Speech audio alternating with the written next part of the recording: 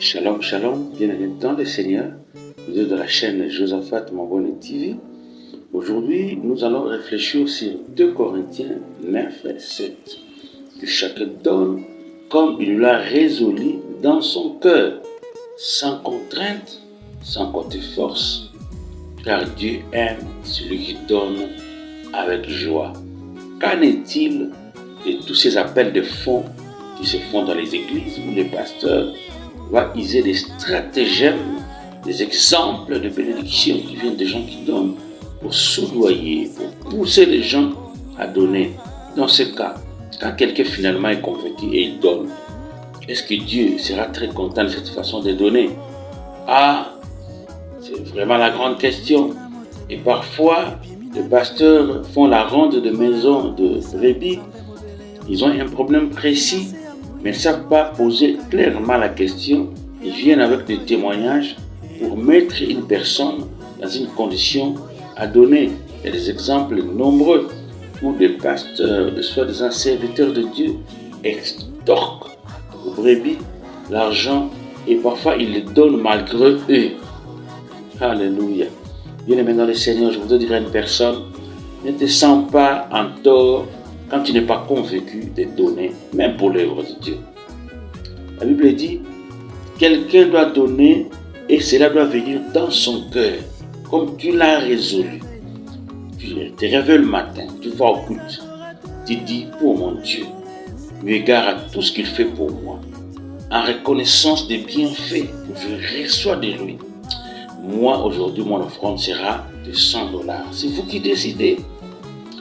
Parce qu'à l'église, on construit. On a lancé un appel de fonds.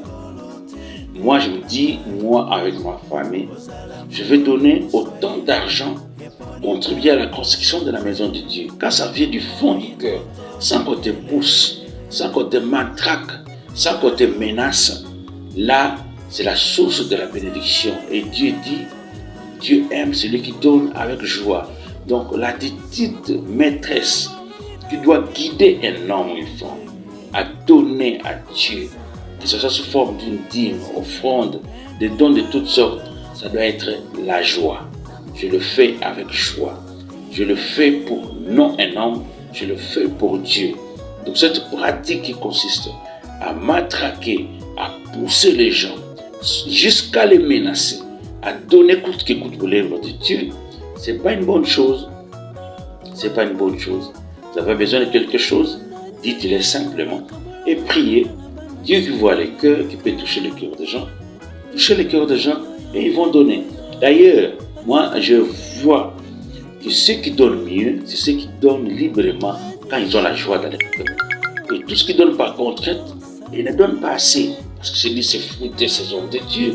Et c'est comme ça que la mauvaise manière de soutirer des fonds aux brebis réqualifie les hommes de Dieu et dans la plupart des cas, on dit ce sont des escrocs, ce sont des kipites, ce sont des avares, ils sont bien, ils s'habillent bien, ils roulent carrosse avec des gros cylindrés et à contrario, les brebis qui viennent à l'église sont pauvres, sont dépouillés et quelque part, on est corne sans le savoir, ils mangent de l'église du Seigneur qui s'est acquise avec son propre sang. Chers amis, à partir d'aujourd'hui, si vous voulez faire un don à un pasteur, à l'église, faites-le motivé par la joie, motivé par l'amour que vous avez pour le Seigneur, motivé par la reconnaissance que vous avez de tout ce que Dieu a accompli pour vous.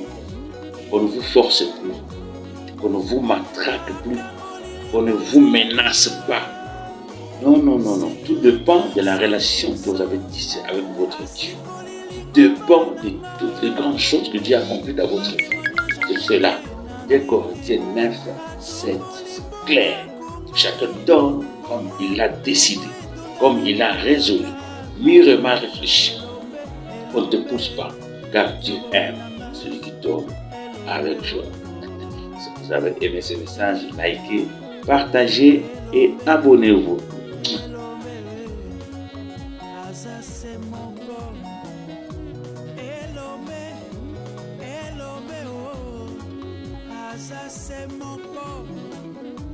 C'est Jésus-Christ. Mankai, Zamba Yuda, le vainqueur des nations, le premier et le dernier, Zambian Pongo.